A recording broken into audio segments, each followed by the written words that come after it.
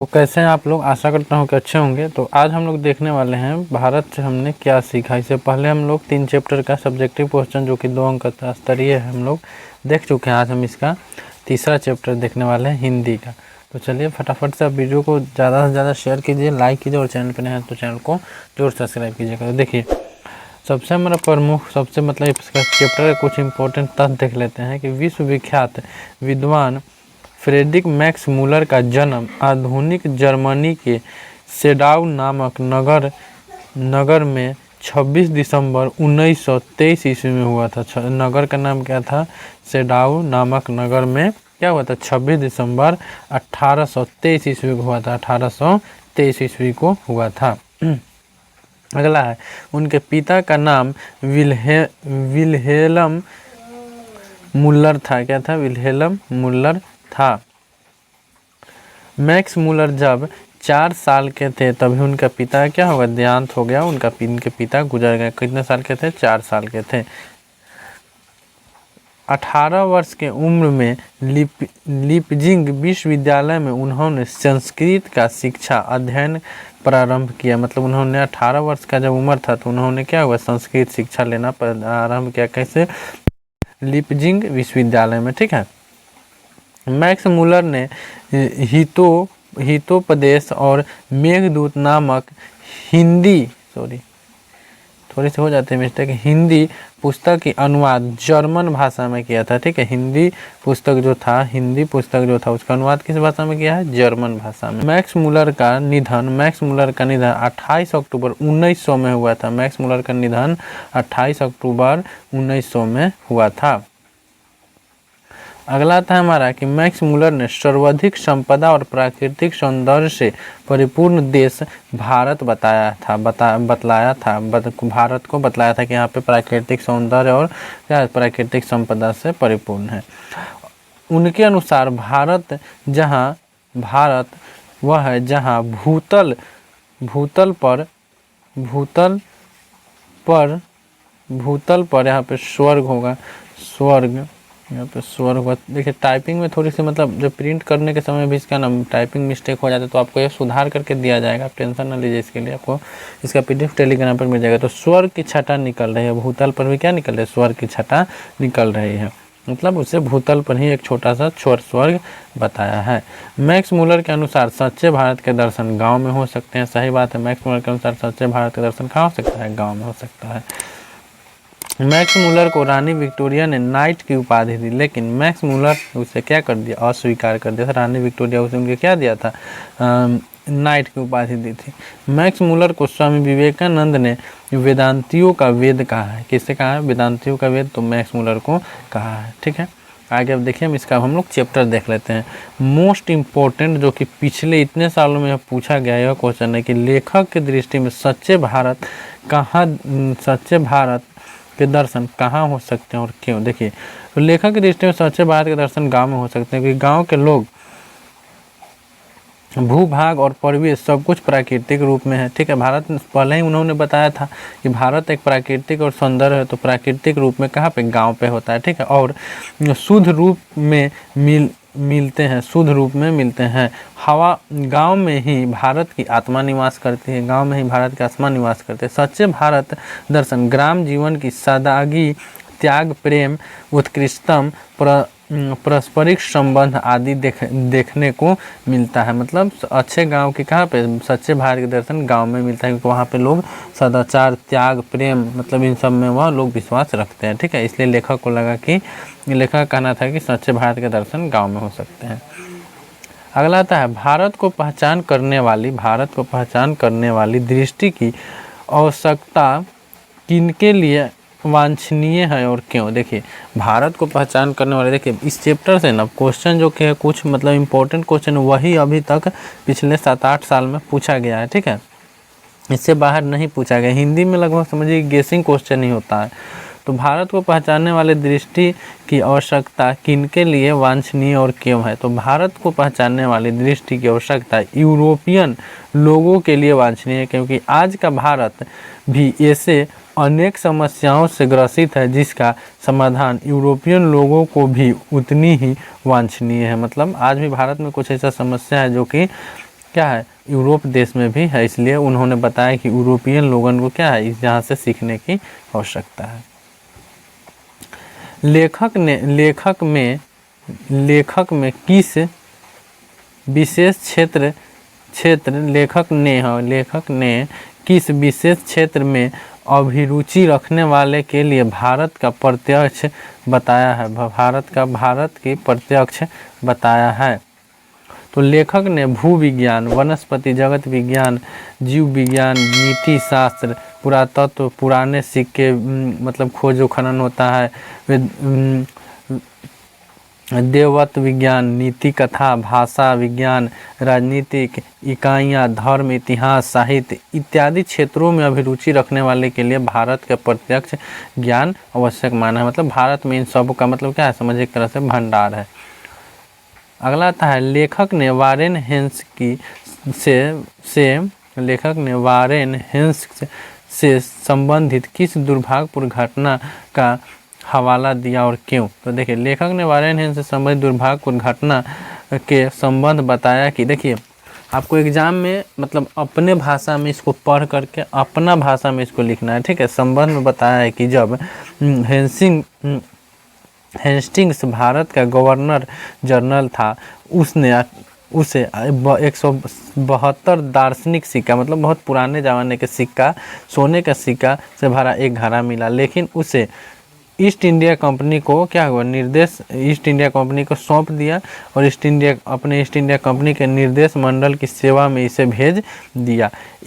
यह एक ऐसा उपहार होगा जिसकी गणना उसके द्वारा प्रेषित सर्वोत्तम दुर्लभ वस्तुओं में होगी। मतलब बहुत मतलब क्या था, दुर्लभ था, बहुत पुराने था, इससे बहुत सारे हमें जानकारी मिल सकती थी, लेकिन कंपनी के निर्देशक ने उसका ऐतिहासिक महत्व नहीं समझने के कारण उन दुर्लभ प्राचीन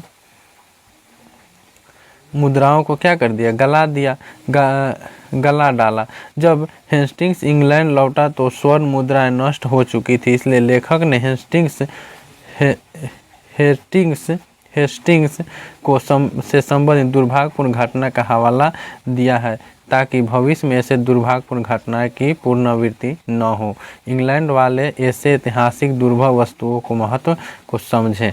मतलब देखिए, लेखक का कहना था कि वो जो वस्तु था ना, उसको मतलब उसको गलाना नहीं चाहिए, तो उसको मतलब हमारे वह पूर्वज का मतलब एक धरोहर था, हमारा भी धरोहर था, क्योंकि उससे बहुत सारी इतिहास के बारे में हमें जानकारी मिल सकती, इसलिए उसको मतलब गलाना नहीं था, तो उन्होंने गला दिया। इसी को लेखक क्या बोले थे, यह बहुत दुर्भाग्यपूर्ण घटना है। लेखक ने नीति कथाओं के क्षेत्र में किस तरह भारतीय अवदान को रेखांकित किया है, ठीक है। लेखक ने नीति कथा के क्षेत्र में भारतीय अवदान को विशेष में कहा, लेखक ने नीति कथाओं के क्षेत्र में भारतीय अवदान के विषय में कहा कि भारत में नहीं विश्व में नीति कथाओं के मध्य से नवजीवन का संचार किया, ठीक है। भारत ने ही विश्व में नीति कथाओं के माध्यम से नीति कथा जीवन का संचार का क्या किया, नवजीवन का संचार किया। इसके कारण ही विभिन्न मार्ग और साधनों के मध्य में अनेक नीति कथाएं पूर्व से पश्चिम की ओर फैली, ठीक है। बहुत सारी कथाएं पूर्व से पश्चिम की ओर फैली। हमारे यहाँ प्राचीन दंत कथाओं का प्रमुख स्रोत बौद्ध धर्म को माना जाता है। हमारे यहाँ मतलब प्राचीन जो कथा का दंत स्रोत मतलब जो कहा गया, मतलब किसी के सुनाया गया कथा पूर्वज उसे इसे माना जाता है बौद्ध धर्म। अगला आता है, धर्म की दृष्टि से भारत का क्या महत्व है, या धर्म की दृष्टि से भारत का महत्व क्या है, भारत में हम क्या सीखे पाठ के आधार पर बताएं, ठीक है।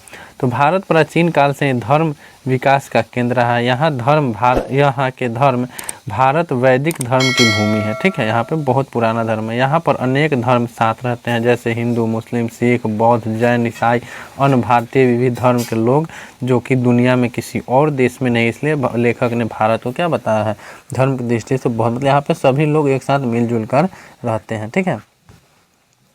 अगला 7 नंबर आता है हमारा क्वेश्चन कि भारत किस तरह अतीत और सुदूर भविष्य को जोड़ता है, स्पष्ट करें। तो भारत एक ऐसा देश है जो सर्वत्र अति प्राचीन और सुदूर भविष्य के बीच खड़ा है। मतलब अति प्राचीन और सुदूर माने भविष्य के बीच खड़ा है, दोनों के बीच में, यह प्राचीन और भविष्य दोनों के बीच में खड़ा है। यह देश ऐसा प्रयोगशाला है जिसके जीवन की प्रत्येक समस्याओं के उपाय वर्णित है। यहाँ का मतलब इसका कहना है कि यहाँ के लोग, यहाँ के देश है जहाँ के, उसमें जीवन के हर एक समस्याओं का मतलब क्या है, प्रयोगशाला है। यह समस्या चाहे शिक्षा की हो अथवा संसद के प्रतिनिधित्व की, कानून बनाने की हो, या फिर कोई और कानूनी समस्याएं और भी कोई कानूनी समस्याएं सीखने सिखाने संबंधित ऐसे बात विश्व के अन्य किसी देशों में नहीं मिलती। मतलब यहाँ के लोग एक पीढ़ी से दूसरे, मतलब अपने से दूसरे को सिखाने, कोई भी चीज़ बताने की मतलब कला रखते हैं, ठीक है, वह और देशों में नहीं मिलता। केवल भारत जैसे प्राचीन देश में ही अतीत तथा सुदूर भविष्य की समस्याओं में विषय में सुअवसर प्राप्त हो सकते हैं, ठीक है। इसलिए लेखक ने बताया कि भारतीय इतिहास सुदूर भविष्य को कैसे जोड़ता है, ठीक है। अगला आता है हमारा 8 नंबर क्वेश्चन, लेखक वास्तविक इतिहास किसे मानते हैं और क्यों। तो जो राज दुराचार और अनेक जातियों की कुरीतियों की अपेक्षा कहीं अधिक ज्ञातव्य और पठनीय है, मैक्स मूलर उसे ही वास्तविक इतिहास मानते हैं, ठीक है। मतलब जो राज क्या हो, दुराचार और अनेक जातियों की क्रूरताओं की अपेक्षा कहीं अधिक ज्ञानवत और पठनीय है, मैक्स मूलर उसे ही क्या है, वास्तविक इतिहास मानते हैं। प्राचीन में हिंदू, यूनान, ग्रीक आदि जातियों का वैचारिक दृष्टिकोण है जो पाठ्य है, मतलब जो पढ़ने योग्य है, ठीक है। अगला था है 9 नंबर हमारा कि लेखक ने नया सिकंदर किसे कहा, ऐसा कहना क्या उचित है, लेखक का अभिप्राय स्पष्ट कीजिए। तो लेखक ने अपने समय इंग्लैंड में भारत आए नए अधिकारियों को नया सिकंदर कहा। ये एक सिकंदर भारत के ऐतिहासिक, धार्मिक, सांस्कृतिक, राजनीतिक, प्राकृतिक तथा गौरवपूर्ण इतिहास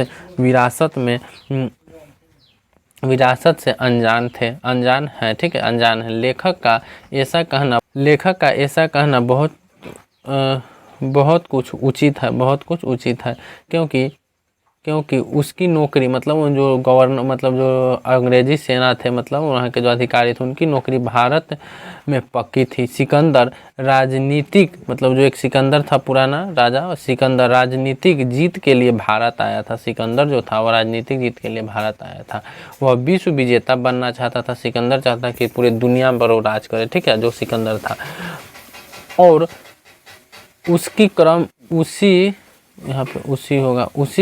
की क्रम में वह भारत आया था। एक अधिकारी सिकंदर नहीं, एक सिकंदर के रूप में लेखक द्वारा संबोधित किया जाता है। मतलब सिकंदर भी के रूप में सिकंदर को भारत के जो लेखक है वो कहते हैं कि वह सिकंदर नहीं, मतलब सिकंदर के रूप में दिखाना चाहते हैं। तो देखिए, ये मोस्ट इम्पोर्टेंट जो क्वेश्चन आपका हिंदी था वो करवा दिए इसमें।